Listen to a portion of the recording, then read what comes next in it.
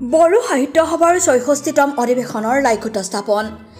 ডিমাকুছিৰ দৈমুনগৰত লাইখুটা স্থাপন কৰে আৰু বিধানসভাৰ অধ্যক্ষ বিশ্বজিৎ দৈমাৰী, বড়ো সাহিত্য সভাৰ সভাপতি ডক্টৰ সুৰত নাৰ্জাৰীৰ উপস্থিতিত বিটিচিৰ মুখ্য কাৰ্যবাহী প্ৰমোদ বড়ো, পানেৰী বিধানসভা সমষ্টিৰ বিধায়ক প্ৰতিনিধি জৌচাং বড়োৱে আধৰা অনুষ্ঠানত উপস্থিত থাকে। এপছুৰ সভাপতি দীপেন বড়ো, বড়ো সাহিত্য সভাৰ সভাপতি ডক্টৰ সুৰত নাৰ্জাৰী, অসম সাহিত্য সভাৰ ওদালগুৰি জিলাৰ প্ৰাক্তন সভাপতি গৌৰী শংকৰ দাস, প্ৰাক্তন বিধায়িকা কমলী বসুমতাৰী, বিটিচিৰ কাৰ্যবাহী সদস্য দাওবৈচা বড়ো, বিটিচিৰ পৰিষদৰ ভৱেন্দ্ৰ বড়ো, বিটিচিৰ প্ৰাক্তন উপাধ্যক্ষ নেৰচন বড়োৰ লগতে বিভিন্ন অনুষ্ঠান প্ৰতিষ্ঠান, দল সংগঠনৰ বিষয়ববীয়া আৰু চৰকাৰী বিষয়া আৰু জ্যেষ্ঠ সংবাদকৰ্মীসকল।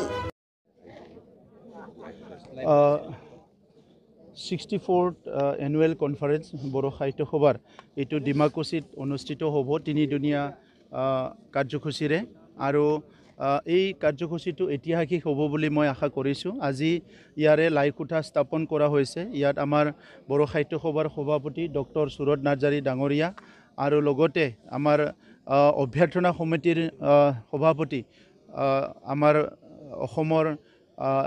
অসম এছেম্বলিৰ অধ্যক্ষ বিশ্বজিৎ দৈমাৰী ডাঙৰীয়াৰ লগতে বহুতখিনি ডিগনিটেৰিজ ইয়াত উপস্থিত আছে, দল সংগঠন চবেই উপস্থিত আছে। ডিমাকুছিত বড়ো সাহিত্য সভা অধিৱেশন অনুষ্ঠিত কৰাৰ কাৰণে বহুত দিনৰ পৰা ৰাইজে বিচাৰিছিলে, আৰু সেই হিচাপে এতিয়া বড়ো সাহিত্য সভাই ডিমাকুছিত আহিছে। এইবাৰৰ অধিৱেশনটো ইয়াত অনুষ্ঠিত কৰাৰ কাৰণে ময়ো আদৰণি জনাইছোঁ আৰু ভগৱানৰ ওচৰত প্ৰাৰ্থনা কৰিছোঁ যে সেই তিনিটা দিনত যিদিনকেইটাত কনফাৰেন্স হ'ব, অধিৱেশন হ'ব, সেইটো যাতে সকলো দিশৰ পৰাই এটা ভাল পৰিৱেশত সম্পন্ন হয়, ইয়াৰ কাৰণে ভগৱানৰ ওচৰত প্ৰাৰ্থনা কৰিছোঁ। আমি সকলোৱে জানো, আপোনালোকেও জানে যে বড়ো সাহিত্য সভা বড়োসকলৰ চবচে হায়েষ্ট এটা অৰ্গেনাইজেশ্যন। আমি ইয়াৰ আমাৰ অভিভাৱক অৰ্গেনাইজেশ্যন হিচাপে, সংগঠন হিচাপে ধৰা হয়। 1952 চনত জন্মগ্ৰহণ কৰাৰ পৰা আজিলৈকে বড়ো ভাষা সাংস্কৃতিক লৈ পেলাই যিখিনি বড়ো সাহিত্য সভাই কাম কৰিছে সেইটো অতুলনীয়। গতিকে আজিৰ সময়ত বড়ো ভাষা বিশ্ববিদ্যালয়ত আজি শিক্ষা গ্ৰহণ কৰিব পাৰিছে, গৱেষণা হৈছে, বহুতে সাহিত্য একাডেমি পাইছে। অকল বড়ো নহয়, বিভিন্ন জনগোষ্ঠীৰ লোকসকলো বড়ো ভাষাত আজি গৱেষণা কৰিছে। চ' এটা নেশ্যনেল লেভেলত এটা অৱস্থাত বড়ো ভাষা আহি গ'ল, আৰু 8th শিডিউলত ৰিকগনাইজ হৈ গ'ল বড়ো ভাষা। আমাতকৈ ভাৰতত বহুত সংখ্যক লোক থকা জনগোষ্ঠী আছে, কিন্তু তেখেতসকলৰ ভাষাও আজি 8th শিডিউলত অহা নাই, কিন্তু বড়োসকলৰ ভাষা আজি 8th শিডিউলত আহি গ'ল। গতিকে বড়ো সাহিত্য সভাৰ দীঘলীয়া যিটো সংগ্ৰাম, দীঘলীয়া যিটো পৰিশ্ৰম, এইটো এতিয়া ফল ধৰি আছে। মই আশা ৰাখিছোঁ এই অধিৱেশনৰ পিছত বড়ো ভাষা সংস্কৃতি বিশ্বৰ বুকত আৰু এখোজ আগুৱাই যাব, মই সেইটোকে আশা ৰাখিছোঁ।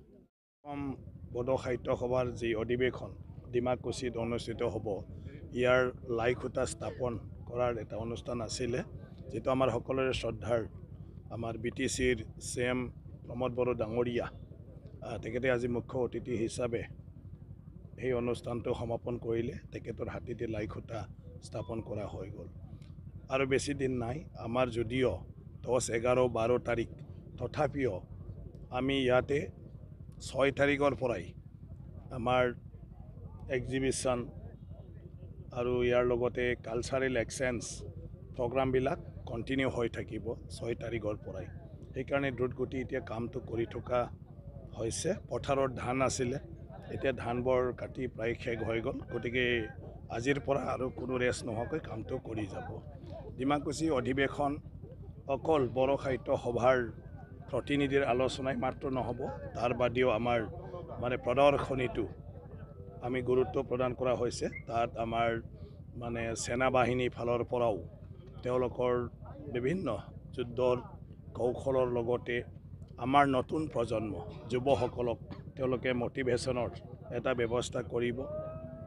আৰু ইয়াৰ বাদেও আমাৰ কৃষি বিভাগ, তাতেও আমাৰ বহুতো আমাৰ নতুন যুৱ চামক আধুনিক খেতি পদ্ধতিৰ বিভিন্ন মেচিনাৰী ব্যৱহাৰৰ এই বিষয়বিলাকৰ ওপৰত তাত আমাৰ মটিভেশ্যনেল প্ৰগ্ৰাম হ'ব।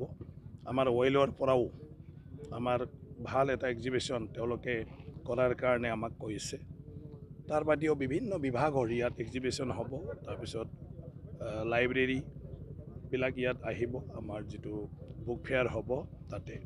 তাৰ বাদেও আমি এটা নতুন এটা ব্যৱস্থা লৈছোঁ অকল বড়োৱে বড়ো ভাষাৰ সাহিত্যৰ ওপৰত কথা পাতি থাকে অধিৱেশনত এইবাৰ যিসকল মাতৃভাষা বড়ো নহয় কিন্তু তেওঁলোকে বড়ো ভাষা জানে বা বড়ো ভাষা ব্যৱহাৰ কৰিব পাৰে বড়ো কিতাপ পঢ়িব পাৰে এনেকুৱা ব্যক্তিসকলক লৈ পেলাই এটা আলোচনা হ'ব তেওঁলোকৰ দৃষ্টিত আৰু অনুভৱত বড়ো ভাষা সাহিত্য আজি কি পৰ্যায়ত আছে আৰু আগুৱাই লৈ যাবৰ কাৰণে কি ব্যৱস্থা ল'ব লাগে এই ভাষা সাহিত্য সকলে সহজভাৱে অধ্যয়ন কৰিব পৰা ব্যৱস্থা কেনেকৈ কৰিব পাৰে তেওঁলোকে এটা সুপৰামৰ্শ দিব পাৰিব গতিকে তেনেকুৱা ব্যক্তিসকলৰ কাৰণে এটা অনুষ্ঠান হ'ব আৰু আমাৰ বহুতে নাজানে আমাৰ ইউনিভাৰ্চিটিৰ head of the department Ismail Hussain ডাঙৰীয়া আছিলে আজিও তেওঁ গুৱাহাটী ইউনিভাৰ্চিটিত বড়ো বিভাগৰ মানে প্ৰবক্তা হয় তাৰ বাবেও বিভিন্ন বিভাগত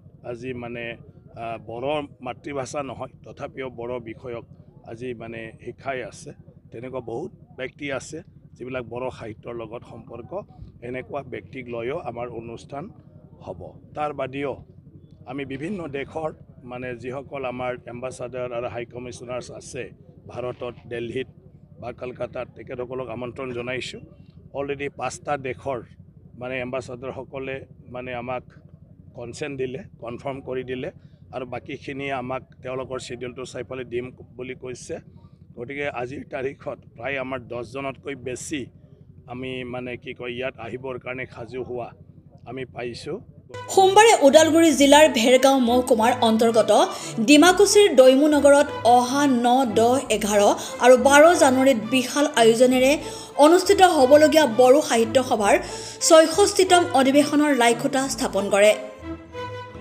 ভাষণৰ মাজতে বিধানসভাৰ অধ্যক্ষ বিশ্বজিৎ দৈমাৰীয়ে জানিবলৈ দিয়ে যে অসমৰ লগতে ভাৰতৰ বিভিন্ন প্ৰান্তৰ ৰাইজৰ প্ৰায় 10খন দেশৰ এম্বেছাডাৰ উপস্থিত থাকিব বড়ো সাহিত্য সভাৰ অনুষ্ঠানত তেল বিভাগৰ লগতে সেনা বিভাগৰ প্ৰদৰ্শনী উপস্থিত থাকিব বড়ো সাহিত্য সভাৰ প্ৰদৰ্শনী অনুষ্ঠানত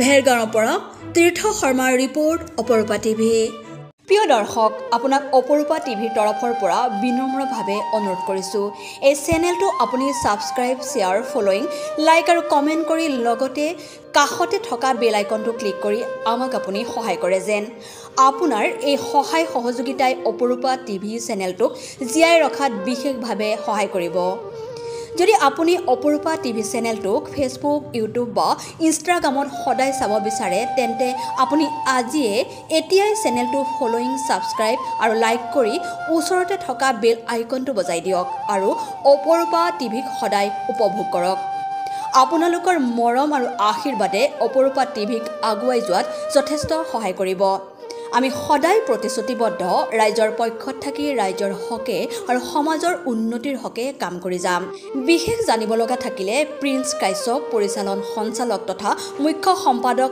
অপৰূপা টিভি মোবাইল নাম্বাৰ 8135819868 নম্বৰত যোগাযোগ কৰিব পাৰিব ধন্যবাদ